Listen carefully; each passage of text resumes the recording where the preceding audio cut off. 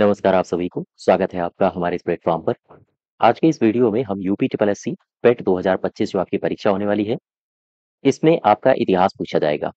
भारत का इतिहास, ये भारत का इतिहास प्राचीन कालीन, मध्यकालीन और साथ ही साथ आधुनिक भारत का इतिहास। यहाँ से आपसे कई सारे सवाल पूछे जाने हैं और इसी इतिहास के शॉर्ट नोट्स देखेंगे। इसको शुरू करें, मैं उससे पहले 2-3 बातें आपको बता देता हूँ। अगर आप UP triple SC, UP PCS या फिर अन्य किसी एग्जाम की तैयारी कर रहे हैं जिसमें इतिहास पूछा जाता है और अगर आपको समग्रता से इतिहास को समझना हो तो आप हमारे इस एप्लीकेशन में यानी केडी क्लासेस एप्लीकेशन में जुड़ सकते हैं और इस बैच को अवेल कर सकते हैं। इस बैच से जुड़ने के लिए आप KD02 कूपन कोड का इस्तेमाल कर लीजिए ताकि आपके प्राइस कम हो जाएं। ये बैच अभी शुरू है यानी कि 4 अगस्त से शुरू हुआ है और इसकी क्लासेस आपकी रनिंग है। इसके अलावा अगर आप अभी आपने देखी होंगी यूपीएसआई की भी वैकेंसी आ गई है, तो अगर आप यूपीएसआई या फिर किसी अन्य परीक्षा की तैयारी कर रहे हैं जिसमें भारत का संविधान और राज्य व्यवस्था पूछा जाता है, जैसे यूपी पीसीएस हो गया, आने वाली लोअर की वैकेंसी हो गई या फिर लेखपाल की वैकेंसी हो गई, तो एक बार आपको सिलेबस कंप्लीट करना पड़ेगा और वो डिटेल में। इसके बाद फिर आप देखेंगे कि आपके जो भी क्वेश्चंस हैं, आप चाहे घटना चक्र लगाइए या फिर किसी भी परीक्षा के प्रीवियस ईयर्स लगाइए, सारे के सारे प्रीवियस ईयर्स आप हल कर पा रहे होंगे। ठीक है? प्रीवियस ईयर्स के क्वेश्चंस को। तो ये बैचेस भी आपको हमारे एप्लीकेशन में मिल जाएँगे, हिस्ट्री का बैच, पॉलिटी का बैच, इसके अलावा उत्तर प्रदेश सामान्य अध्ययन का कंप्लीट बैच, कंप्यूटर अगर आप यूपी ट्रिपल एससी की तैयारी कर रहे हैं तो आपको पता होगा यूपी स्पेशल और कंप्यूटर ये दोनों ही 35 अंकों का पूछा जा रहा है। तो ये सारे के सारे बैचेस हैं और अगर आप इन बैचेस से जुड़ते हैं तो आपको इन बैचेस की पीडीएफ भी आपको प्रदान की जाती है ताकि आप इनका प्रिंट निकलवा सकें और उनका रिवीजन कर सकें। ठीक है? चलिए ये बैचेस हैं और आप इनसे अगर जुड़ते हैं तो हिस्ट्री के बैच के लिए KD02 कूपन कोड है और पॉलिटी के बैच के लिए KD01 कूपन कोड है। इसी प्रकार से यूपी स्पेशल और कंप्यूटर के बैच के लिए भी कूपन कोड दिया गया है, तो आप यहाँ से जुड़ सकते हैं। चलिए, इतिहास शुरू करते हैं, इतिहास के कुछ शॉर्ट नोट्स। बौद्ध संगीतियाँ, ठीक है? या हम कहें बौद्ध सम्मेलन। आप सम्मेलन कह लो या फिर संगीतियाँ कह लो। टोटल आपको 4 संगीतियाँ पढ़नी है। 4 और इन 4 में हम आपको कुछ बातें बता देते हैं। देखो, एक संगीति है पहली, इसको कहते हैं इसके लिए एक दोहा याद रखना, अजा राज महाकश्यप, ठीक है? दूसरा है दोहा का वैशाली, का वैशाली सुबाकामी। तीसरी बौद्ध संगीति है अशोक पाटली, अशोक पाटली मोगली। और इसके बाद चौथी है कनिष्क कुंडल, कनिष्क कुंडल वासुमित्र। अब देखो, कुछ कुल मिला के आपको ये 4 चीजें याद रखनी है, एग्जाम में बस यही बहुत पूछा जाता है। ये है पहली बौद्ध संगीति, ये है दूसरी बौद्ध संगीति। ये अजा का मतलब क्या है? अजा का मतलब है अजात शत्रु, अजात शत्रु। ये है राजा। पहली बौद्ध संगीति किस शासक के समय में हुई है? आप बताओगे अजात शत्रु के समय में। राज मतलब, राज का मतलब है राजगृह। स्थान क्या है? ये है स्थान। कहाँ पर हुई पहली बौद्ध संगीति? राजगृह में। ये है महाकश्यप। महाकश्यप कौन है? ये पहली महासंगीति का या हम कहें पहली बौद्ध संगीति का अध्यक्ष। ये भी आपसे पूछा जाता है। अब यहाँ पर आओ, ये है दूसरी बौद्ध संगीति का मतलब क्या है? काला शोक, काला शोक। ये काला शोक कौन है? ये दूसरी महासंगीति जब हुई थी तो उसका राजा था, उस समय राजा था। और कहाँ हुई है? ये हुई वैशाली में, यानी कि ये है स्थान। दूसरी बौद्ध संगीति कहाँ होती है? वैशाली। और ये क्या है? सुबाकामी। ये सुबाकामी है अध्यक्ष, यानी जो दूसरी बौद्ध संगीति हुई उसका अध्यक्ष है सुबाकामी। अब यहाँ पर आओ, ये है तीसरी बौद्ध संगीति और ये है चौथी बौद्ध संगीति। ये है अशोक। तीसरी बौद्ध संगीति के समय राजा कौन था या शासक कौन था? तो अशोक। ये लिखा है पाटली। पाटली का मतलब है पाटलिपुत्र और है स्थान ये। अर्थात अगर हम आपसे पूछें कि तीसरी बौद्ध संगीति किस स्थान पर हुई? पाटलिपुत्र। तो ये है मोगली। मोगली कौन है? ये है अध्यक्ष। तीसरी बौद्ध संगीति का अध्यक्ष कौन है? इसका नाम है मोगली पुत्तिस। ये है अध्यक्ष, ठीक है? अब आ जाओ चौथी बौद्ध संगीति में। कनिष्क कौन है? चौथी बौद्ध संगीति किस शासक के समय हुई? तो आप बताओगे कनिष्क। कहाँ हुई? ये हुई कश्मीर में।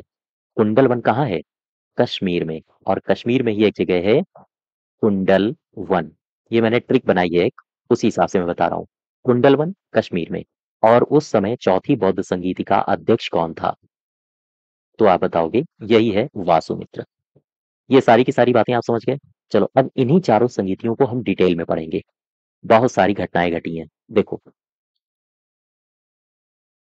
मैं बात कर रहा हूं प्रथम बौद्ध संगीति का। प्रथम बौद्ध संगीति, ये जो पहली बौद्ध संगीति हुई है, सबसे पहले तो मुझे इसका ईयर बता दो। समय क्या है? समय तो ये हुई है 483 बीसी में। जो पहली बौद्ध संगीति हुई है वो किस स्थान पर हुई? याद रखो, ये हुई है राजगृह में। राजगृह में एक गुहा है, या हम कहें एक पहाड़ी है। इस पहाड़ी का नाम है वैभार पहाड़ी। वैभार पहाड़ी। इसी पहाड़ी में एक गुहा है, गुफा है। इसका नाम है सप्तपर्णी। सप्तपर्णी गुहा। ये सवाल आपसे पूछा गया है कि सप्तपर्णी गुहा ये कहाँ पर है? राजगृह में है। किस पहाड़ी पे है? वैभार पहाड़ी। यहीं पर प्रथम बौद्ध संगीति हुई। इस प्रथम बौद्ध संगीति का संरक्षक कौन था? या राजा कौन था उस समय? या शासक कौन था? तीनों ही शब्द यूज किए जाते हैं आपकी परीक्षाओं में। आप बताओगे उस समय यहाँ का राजा था अजात शत्रु। अजात शत्रु। प्रथम बौद्ध संगीति के समय इसका अध्यक्ष कौन था? ठीक है, इसका अध्यक्ष कौन था? तो आप बताओगे अजाराज महाकश्यप, यानी कि पूर्ण महाकश्यप। महाकश्यप। ठीक। इतनी बातें हैं जो आपको किसी भी हालत में भूलनी नहीं है। अब आगे बढ़ो, प्रथम बौद्ध संगीति में कौन कौन सी घटनाएं घटी? आओ देखो, मैं बात कर रहा हूं प्रथम संगीति की। दरअसल ये जो पहली बौद्ध संगीति थी, कहते हैं कि इसमें 500 भिक्षु उपस्थित हुए थे। 500 इसमें भिक्षु उपस्थित हुए। और चूंकि इसमें 500 भिक्षु उपस्थित हुए थे, इसी वजह से ये जो पहली बौद्ध संगीति है, इसे कहा जाता है पंचशतिका। पंचशतिका इसे कहा जाता है। तो आपसे अगर पूछा जाए कि किस बौद्ध संगीति को पंचशतिका भी कहा जाता है, आप बताओगे यही है पहली बौद्ध संगीति। ठीक है। इस संगीति की एक खास बात यह थी कि इसमें दो पिटकों का संकलन किया गया। इसमें दो पिटक का संकलन किया गया। कौन से? एक तो है विनय पिटक। विनय पिटक, इसका संकलन किया गया। और इसका संकलन किया किसने? उपाली। उपाली नामक भिक्षु ने इसका संकलन किया। और एक पिटक है जिसका नाम है सूत पिटक। ये इसका संकलन किया था आनंद ने। ठीक है, दोनों ही नाम आपसे पूछे जाते हैं, एज इट इज आप याद रखोगे। विनय पिटक का संकलन किसने किया? उपाली ने।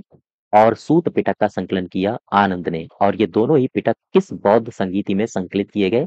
पहली बौद्ध संगीति में। एज इट इज आप इनको याद रखो। ये दोनों ही सारी की सारी बातें हमने प्रथम बौद्ध संगीति से संबंधित बता दी। ठीक है, आगे बढ़ो जरा। हम आपको लिए चलते हैं द्वितीय बौद्ध संगीति में। देखो, ये है द्वितीय बौद्ध संगीति। मुझे बताओ ये जो द्वितीय बौद्ध संगीति है, फिर से वही तीन चार बातें जो मुख्य हैं, कौन कौन सी? एक तो मुझे इसका समय काल बता दो। समय 383 बीसी में ये द्वितीय बौद्ध संगीति होती है। फिर मुझे बता दो द्वितीय बौद्ध संगीति ये कहाँ हुई, अर्थात इसका स्थान क्या है? तो आपने बताया वैशाली। वैशाली। ठीक है, वैशाली में एक जगह है चुल्लवग्ग।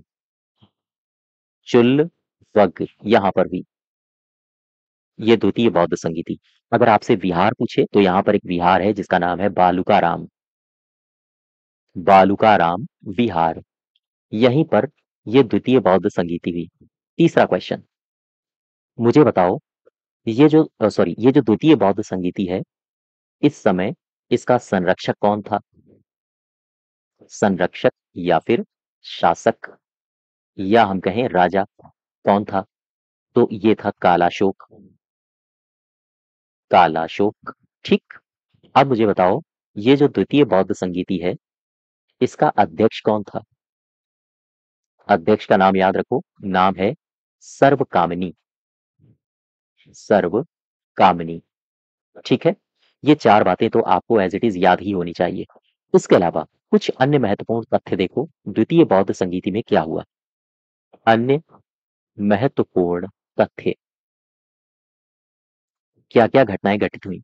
देखो, ये जो द्वितीय बौद्ध संगीति हुई, इस बौद्ध संगीति में विनय संबंधी जो 10 नियम दिए गए थे, इन 10 नियमों को लेकर मतभेद हो गया। और मतभेद हुआ कुछ भिक्षुओं में। ये जो भिक्षु थे, इन्हें दो भागों में डिवाइड किया गया। एक तो थे पश्चिमी भिक्षु, पश्चिमी भिक्षु, और कुछ थे इनमें से पूर्वी भिक्षु। पूर्वी भिक्षु। अब जरा गौर करना, इन दोनों के मध्य हो गया मतभेद। मैं बात कर रहा हूं दूसरी बौद्ध संगीति की। तो मतभेद किस बौद्ध संगीति में हुआ है? दूसरी में। और मतभेद क्यों हुआ? कारण क्या था इसका? कारण था विनय संबंधी 10 नियम। विनय संबंधी 10 नियम। इन 10 नियमों को लेकर इन दोनों ही भिक्षुओं में मतभेद हो गया। अब हुआ ये कि जो बौद्ध भिक्षु संघ था, गौर करना, यहीं पर चूंकि भिक्षुओं में मतभेद हो रहा था, तो जो भिक्षु संघ था, भिक्षु संघ, ये बट गया। ये दो संप्रदायों में बट गया। दो संप्रदायों में बटा। ठीक है। अब इनमें जो दो संप्रदाय थे वो कौन कौन से थे? आओ जरा इसको समझ लें। एक संप्रदाय था, इसे कहते हैं महासांघिक। महासांघिक, या इसे ही सर्वास्तिवादी कहा जाता है। सर्वास्तिवादी। ठीक है। या इसे ही आचार्यवादी भी कहा जाता है। आचार्यवादी। यहां तक बात समझ पा रहे हो? यही सर्वास्तिवादी हैं, यही आचार्यवादी हैं। अच्छा, ये जो बौद्ध संघ बट रहा है दो संप्रदायों में, इसमें एक संप्रदाय महासांघिक था। दरअसल ये जो महासांघिक संप्रदाय था, ये परिवर्तनवादी था। अर्थात ये जो परंपरागत विनय थे, उनमें परिवर्तन स्वीकार करना चाहता था। ये नहीं चाहते थे कि परंपरा से जो चली आ रही रीति रिवाज हैं, महात्मा बुद्ध ने जो कुछ कहा है, उसी के आधार पर हम आगे अपने संप्रदाय को बढ़ाएं। ये उनमें कुछ परिवर्तन चाहते थे। और ये महासांघिक जो संप्रदाय है, ये किसके नेतृत्व में अलग हुआ? इसके नेतृत्वकर्ता कौन है? ये है महाकश्यप। महाकश्यप। ठीक है। और ये किस पर विश्वास रखते थे? ये परिवर्तन के साथ परंपरागत विनय को स्वीकारने में विश्वास रखते थे।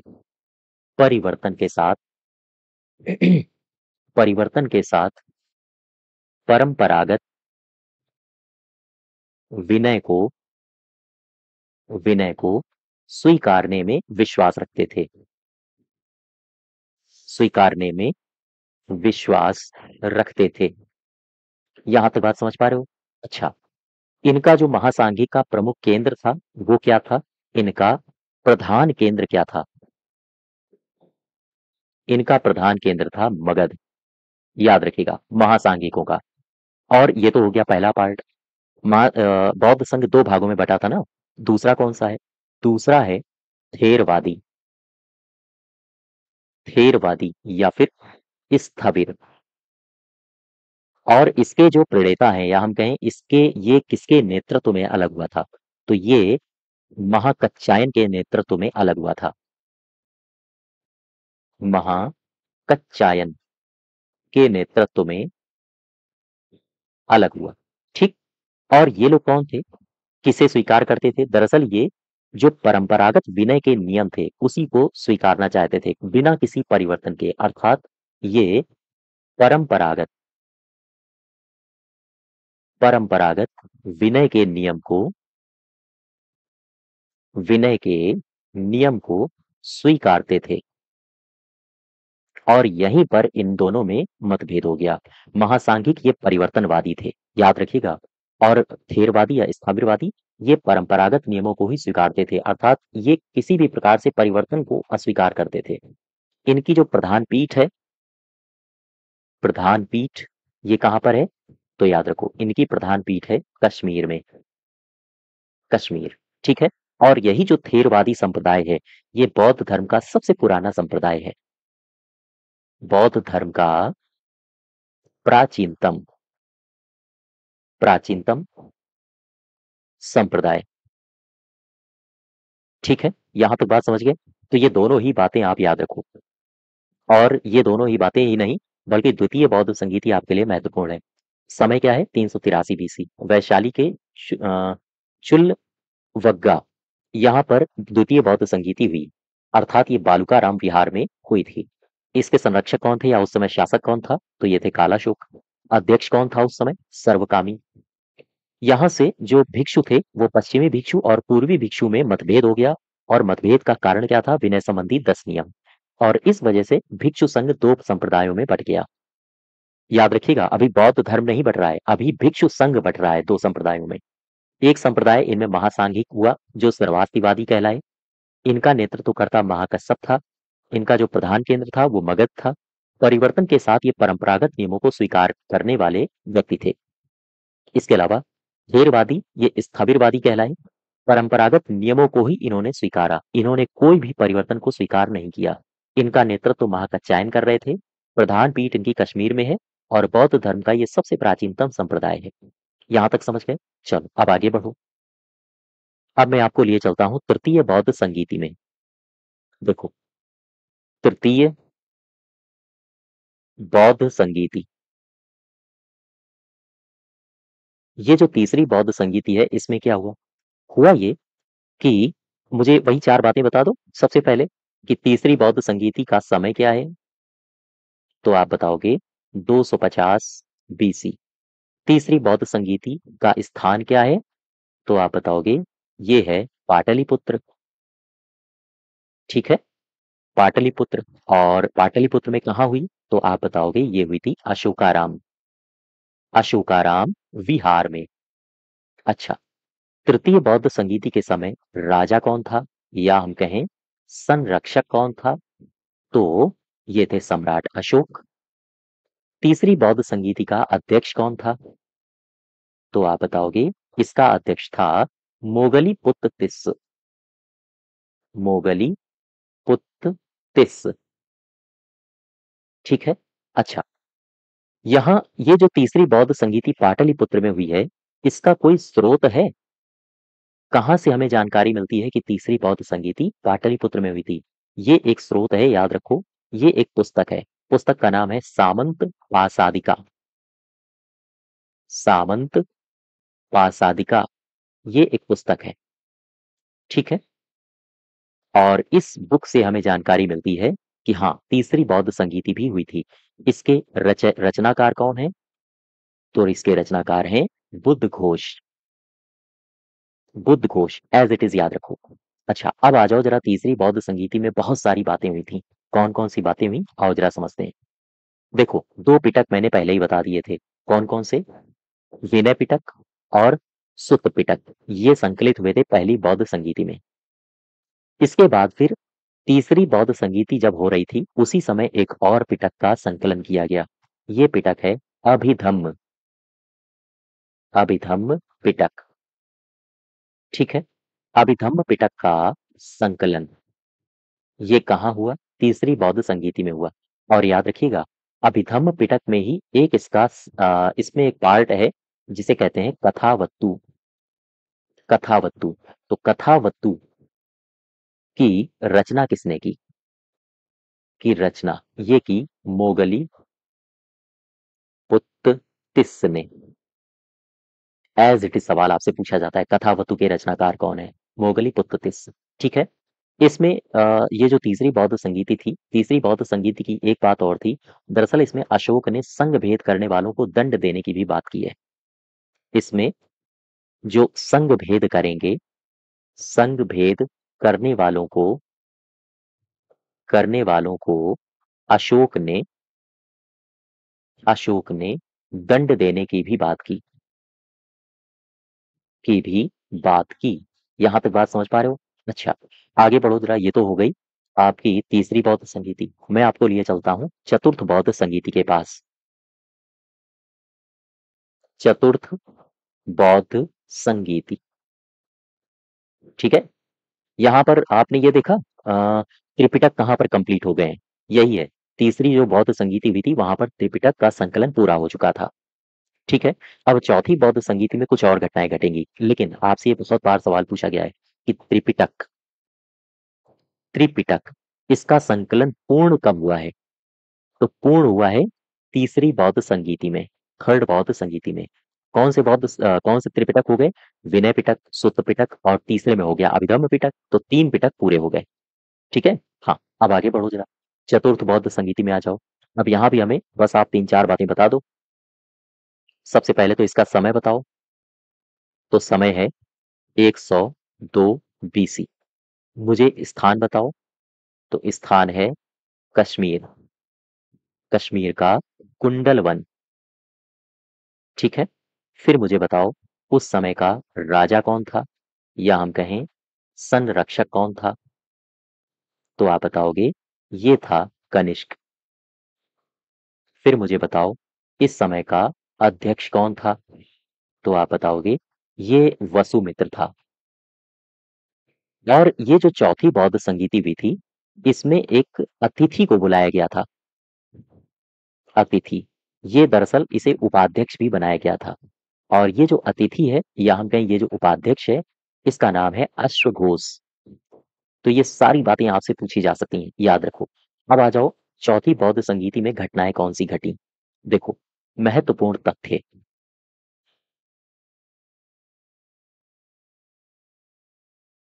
महत्वपूर्ण तथ्य, कौन कौन सी घटनाएं घटी चतुर्थ बौद्ध संगीति में।